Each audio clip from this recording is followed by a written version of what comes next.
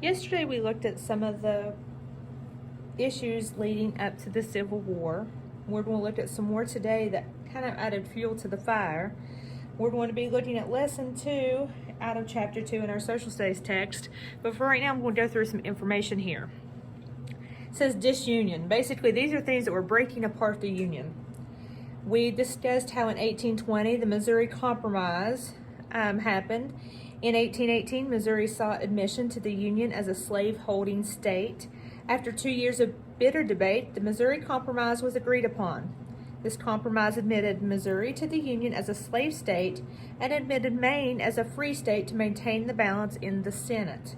The compromise prohibited slavery north of latitude 36 degrees 30 in the Louisiana Purchase territory, with the exception of Missouri, and allowed it south of that line. Remember on the map how it had that line?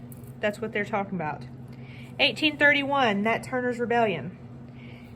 Nat Turner, a slave, along with 60 other slaves, led a violent rebellion that resulted in the deaths of more than 50 Virginians. Nat and many others were executed for their part or suspected part in the revolt.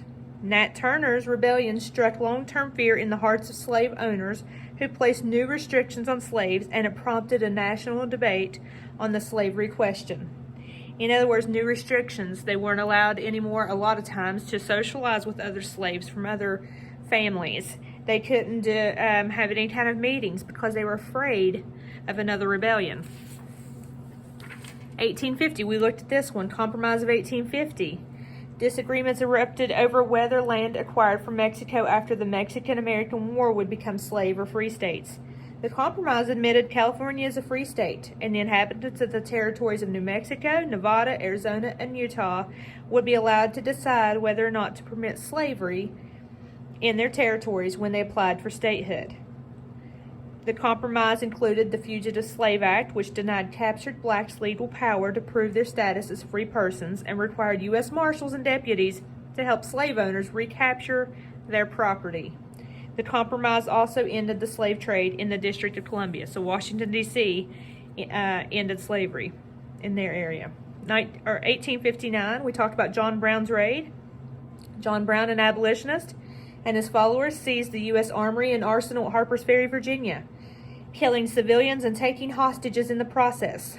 Brown hoped his actions would inspire slaves to rise up. Brown and his followers were quickly killed or captured and later hanged for their actions. While the slaves did not rise up and follow Brown, his raid sparked debate.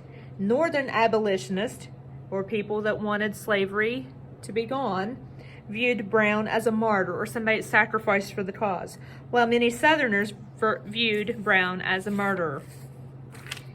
1852, Harriet Beecher Stowe's Uncle Tom's Cabin. This book was published in response to the Fugitive Slave Act of 1850. Uncle Tom's Cabin sold 2 million copies worldwide within its first 2 years. After the Bible, Uncle Tom's Cabin was the highest-selling book of the 19th century. President Lincoln read Uncle Tom's Cabin before announcing the Emancipation Proclamation in 1862, and when he met Stowe, he exclaimed, "So this is the little woman who started this great war." 1852, a Declaration of Causes in South Carolina. In April of 1852, South Carolina declared that the federal government has violated the states' rights under the U.S. Constitution. South Carolina, however, did not secede or break away at this time. 1854. You're going to see more of this today. 1854, the Kansas-Nebraska Act. This act repealed the Missouri Compromise, which stated that states north of latitude 3630 would be free states. This allowed settlers in the territories of Nebraska and Kansas to decide whether they would allow slavery within their borders when they applied for statehood. The Kansas-Nebraska Act split the Democratic Party and virtually destroyed the Whig Party. The Northern Whigs joined the anti-slavery Democrats to form the Republican Party. 1857, Dred Scott decision. Dred Scott, a slave, sued for his freedom on the grounds that since his master had taken him to live in free territories, he should be free. The controversial decision of the U.S. Supreme Court stated that no slave or descendant of a slave could be a U.S. citizen. As a non-citizen and a slave viewed as property, Scott was not entitled to file suit. The court also ruled that Congress had no power to exclude slavery from the territories. Therefore, the Missouri Compromise and other legislation limiting slavery were now unconstitutional. 1861. Now notice, we started with 1820. Do the math on that. 1861, the Civil War begins. On April 12th at 4:30 a.m., the Civil War began when the Confederates, or the Southerners, fired on Union-held Fort Sumter, in South Carolina. Union being the North. Our Southern brethren have done grievously wrong. They have rebelled and have attacked their father's house and their loyal brothers. They must be punished and brought back, but this necessity breaks my heart. Major Robert Anderson, commanding officer at Fort Sumter. 1860, right before this, was a presidential election where Abraham Lincoln was elected president.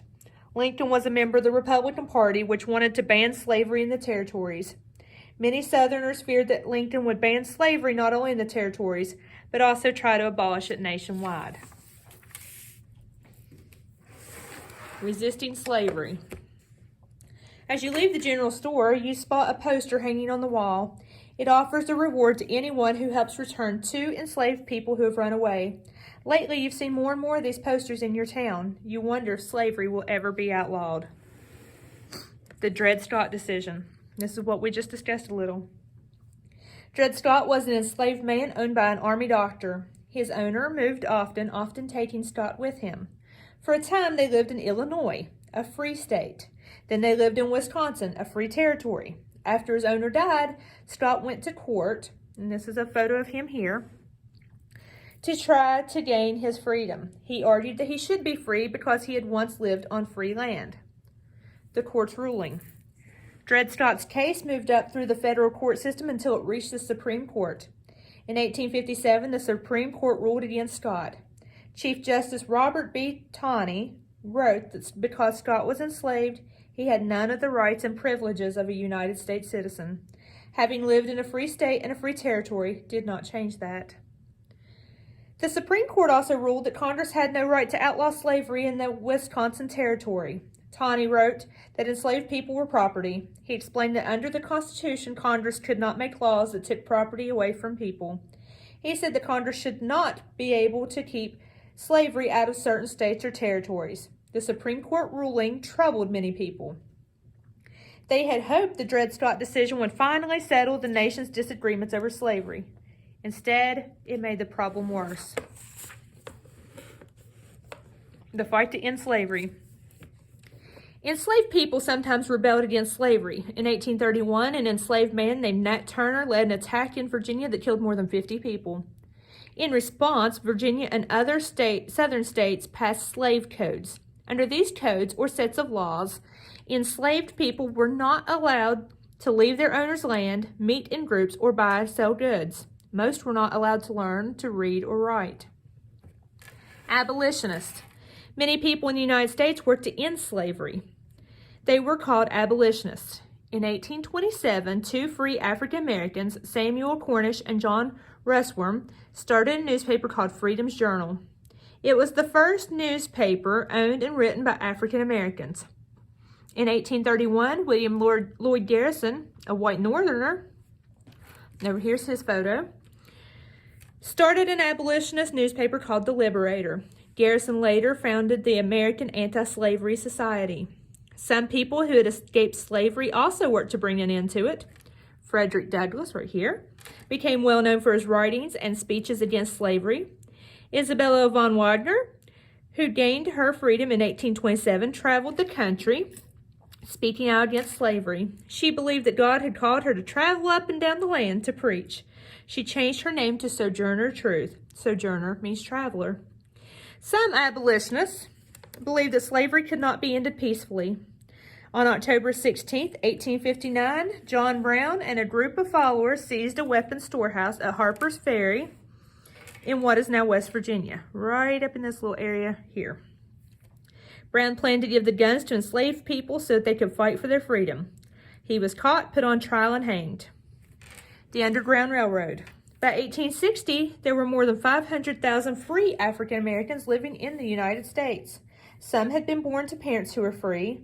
Some had bought their freedom or had been freed by their owners. Others had escaped slavery by running away to a free state or territory. Some runaways traveled on the Underground Railroad, and that's what this map is here, a system of secret escape routes leading to free lands. Conductors or helpers along the Underground Railroad led runaways from one hiding place to the next. Most conductors were free African Americans or white Northerners.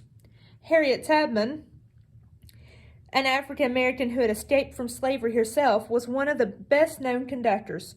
She guided more than 300 people to freedom.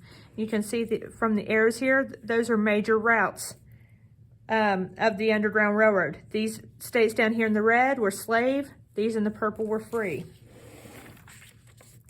Women worked for change. Many of the people who worked to end slavery were themselves not completely free. In the 1800s, women did not have the same rights as men. They could not vote, hold public office, or sit on juries. Fighting for equal rights. Elizabeth Cady Stanton fought for the rights of both women and enslaved people. Stanton and Lucretia Mott organized a women's rights convention in Seneca Falls, New York in 1848.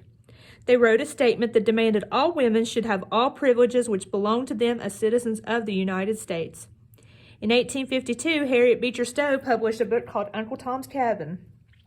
It told the story of how enslaved people were mistreated. Stowe's book helped turn more people against slavery. As you can see, more and more issues are piling up. We've been looking at constitutionally how they felt differently about government. We've looked at the manufacturing versus the agricultural issues. Now we're looking at the cultural and the slavery issues that are leading up to the Civil War.